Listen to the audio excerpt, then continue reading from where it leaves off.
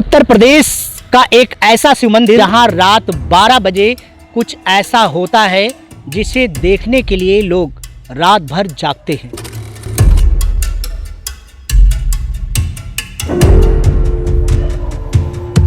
प्राचीन शिव मंदिर में दावा किया जाता है कि रात 12 बजे यहां रहस्यमयी तरीके से जलाभिषेक होता है। 12 बजे रात में कोई चमत्कार यहाँ मंदिर में होता है और कोई पूजा हो जाती है। हाँ जी, हाँ हो जाती है। सत्य है।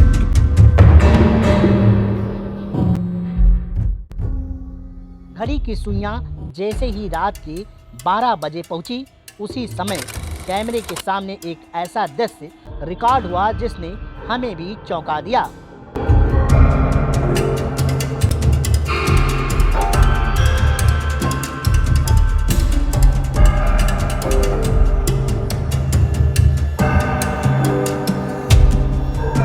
बारह बजे रात में कोई चमत्कार यहाँ मंदिर में होता है और कोई पूजा हो जाती है। हाँ जी, हाँ हो जाती है।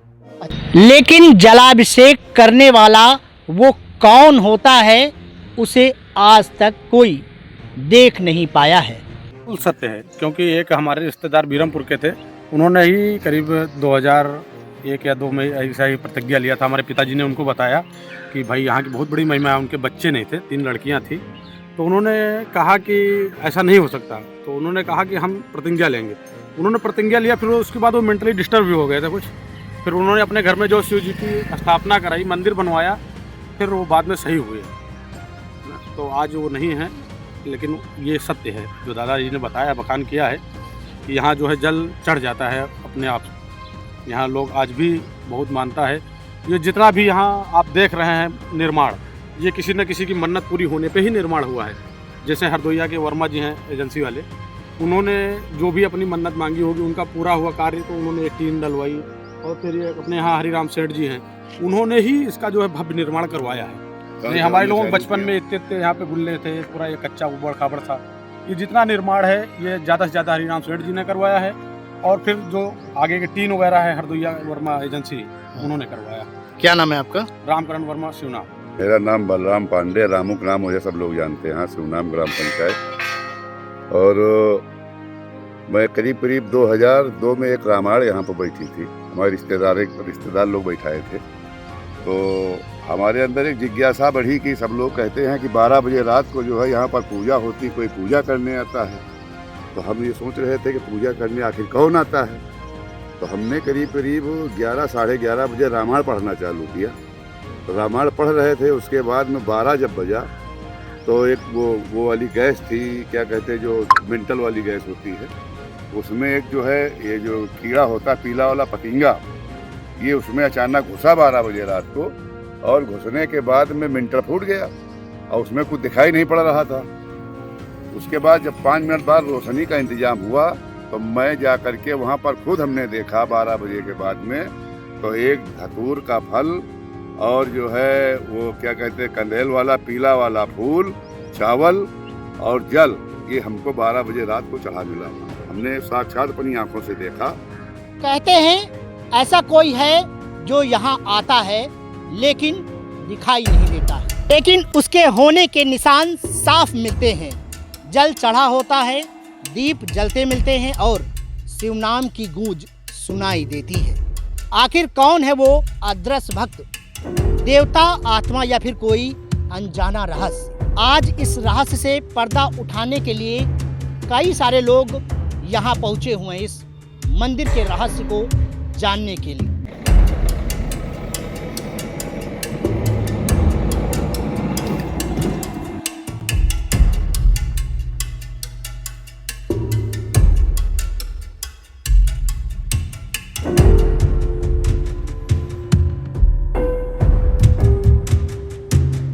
आपने कभी ऐसे शिव मंदिर के बारे में सुना है जहां आधी रात 12 बजे कोई अदृश्य शक्ति शिवलिंग का जलाभिषेक करती हो, जहां लोगों का दावा है कि रात के अंधेरे में योगिनियां भगवान शिव की पूजा करने आती हैं।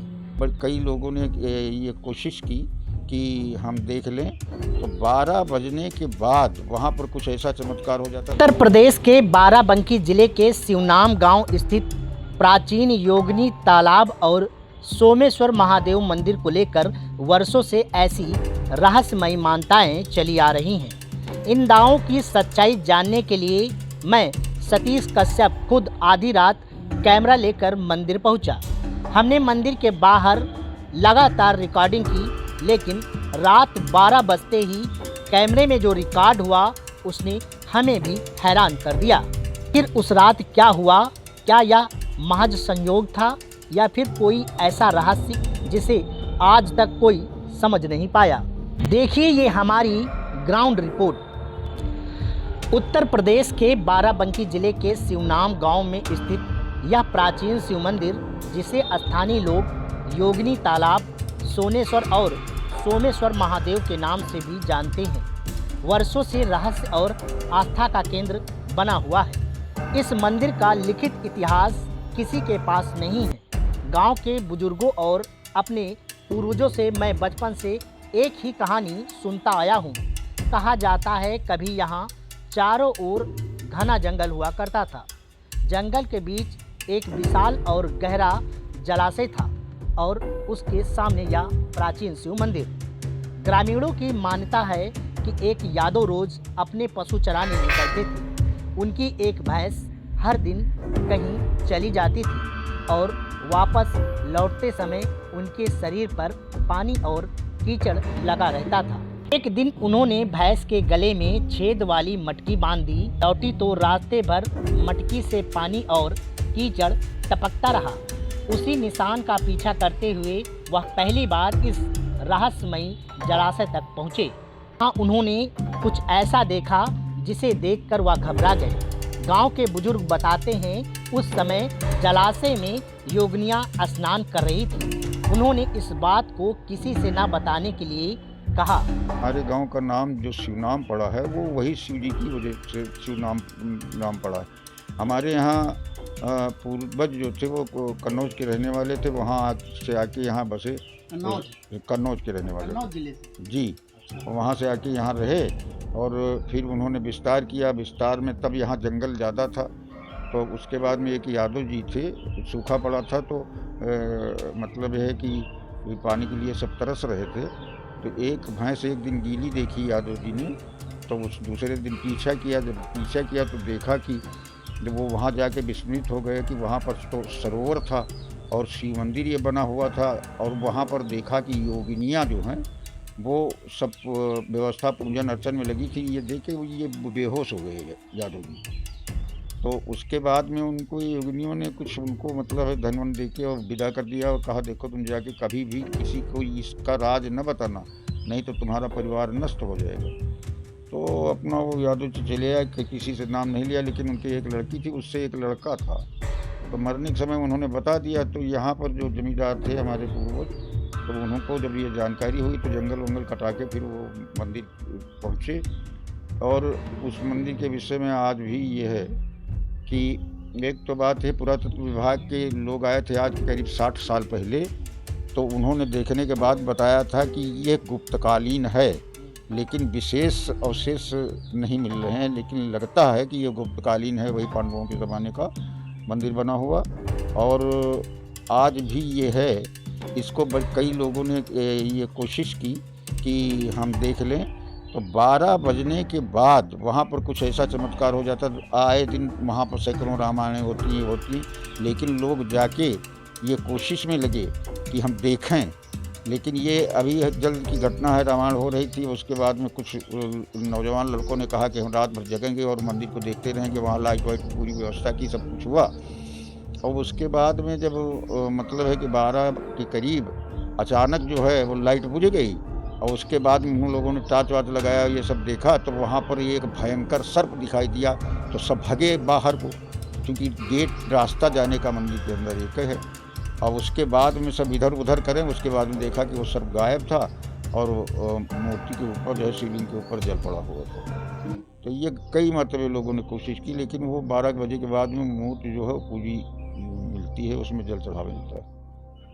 अब ये परमात्मा की अपनी दया है, तो किंवदंती है। कुछ लोग कहते हैं कि वो जो है अश्वत्थामा जो आके इस पर जल चढ़ाता है, क्या है ऐसा पूर्वज बताया करते थे, लेकिन जो आज भी ऐसा है। और ये मंदिर गुप्तकालीन तो इस वजह से लग रहा है कि देखिए इधर से ये पूरा क्षेत्र है अवसानेश्वर और नदी उस पर जाइए तो किंतूर गांव है एक, वहाँ किंतूरेश्वर महादेव हैं बताते हैं, और वही पारिजात है।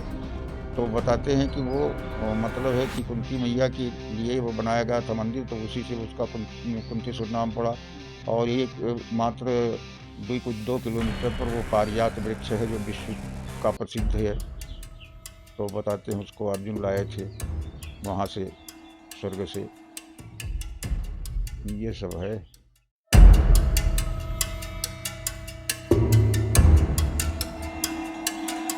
स्वतंत्र ऐतिहासिक प्रमाण उपलब्ध नहीं है, लेकिन यह कहानी आज भी गांव में सुनाई जाती है।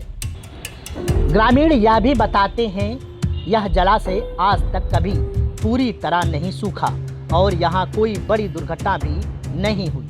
चारों ओर फैला घना जंगल आज भी अजगर, सांप और अन्य वन्य जीवों का बसेरा माना जाता है। इन्हीं कहानियों को सुनते हुए मेरा बचपन यहाँ बीता। मेरे पिता भी वर्षों तक यहाँ भगवान शिव का जलाभिषेक करते रहे। उन्होंने भी इस मंदिर से जुड़े कई रहस्यों का जिक्र मुझसे किया था। शायद उसी वजह से मेरे मन में हमेशा एक सवाल रहा, आखिर रात 12 बजे इस शिवलिंग पर जलाभिषेक कौन करता है? इसी सवाल का जवाब तलाशने के लिए एक रात ठीक 11 बजे मैं अपने परिवार और साथियों के साथ कार से मंदिर के लिए निकला। रास्ता पूरी तरह सुनसान था, दूर दूर तक कोई दिखाई नहीं दे रहा था। मेरे साथ मौजूद कुछ लोग डर भी रहे थे, क्योंकि गांव में यह मानता है कि जो भी इस रहस्य को जानने की कोशिश करता है उसके साथ कोई न कोई अनहोनी हो सकती है। हमारे साथ 4 अन्य साथी भी थे। माहौल ऐसा था कि छोटे साथियों का डर बढ़ने लगा। इसीलिए हमने बड़े भाई को भी रात में मंदिर बुला लिया। अब हमारी नज़र सिर्फ एक चीज़ पर थी, मंदिर के बंद दरवाजे के उस छोटे से छेद पर, जहां से कैमरा लगातार शिवलिंग की रिकॉर्डिंग कर रहा था। 12 बजने में कुछ ही मिनट बाकी थे। उससे पहले मंदिर परिसर और सामने के जंगल से कुछ अजीब सी आवाज़ें सुनाई दी। जलाशय की दिशा से भी हलचल जैसी महसूस हो रही थी। हालांकि कैमरे में कोई व्यक्ति दिखाई नहीं दिया। घड़ी की सुइयां जैसे ही रात के 12 बजे पहुंची, उसी समय कैमरे के सामने एक ऐसा दृश्य रिकॉर्ड हुआ जिसने हमें भी चौंका दिया। रिकॉर्डिंग के दौरान अचानक मंदिर की गेट के सामने मकड़ियों का जाला तेजी से बनता दिखाई दिया और शिवलिंग का दृश्य ढक गया। यह दृश्य कैमरे में कैद हुआ, लेकिन इसका कारण क्या था, इसका दावा हम नहीं करते। प्राकृतिक का सामान्य व्यवहार था, या फिर महज एक संयोग, या फिर ग्रामीणों की मान्यताओं से जुड़ा कोई ऐसा रहस्य जिसकी अपनी अलग व्याख्या हो सकती है। इसका फैसला हम दर्शकों पर छोड़ते हैं। फिलहाल इतना जरूर है कि यह मंदिर आज भी हजारों श्रद्धालुओं की आस्था का केंद्र है। सोमवार और सावन के महीने में यहाँ दूर दूर से भक्त भगवान शिव का जलाभिषेक करने पहुँचते हैं। लोगों का विश्वास है कि सच्चे मन से एक लोटा जल अर्पित करने पर भोलेनाथ मनोकामना पूरी करते हैं। अगर आप भी इस मंदिर के बारे में पहले से जानते हैं या यहाँ कभी आए हैं, तो हमें कमेंट करके ज़रूर बताइए कि आप किस गांव और शहर से हैं। आपको हमारी या ग्राउंड रिपोर्ट पसंद आई हो तो वीडियो को ज़्यादा से ज़्यादा शेयर करें, ताकि इस प्राचीन मंदिर की लोक कथाओं और इतिहास के बारे में ज़्यादा से ज़्यादा लोग जान सकें। ऐसे ही एक्सक्लूसिव ग्राउंड रिपोर्ट देखने के लिए हमारे YouTube चैनल को सब्सक्राइब करें और फेसबुक और इंस्टाग्राम पर हमें फॉलो करना ना भूलें। मैं हूं सतीश कश्यप, बाराबंकी। जल्द लौटूंगा फिर एक स्पेशल खास ग्राउंड रिपोर्ट के साथ। हर हर महादेव।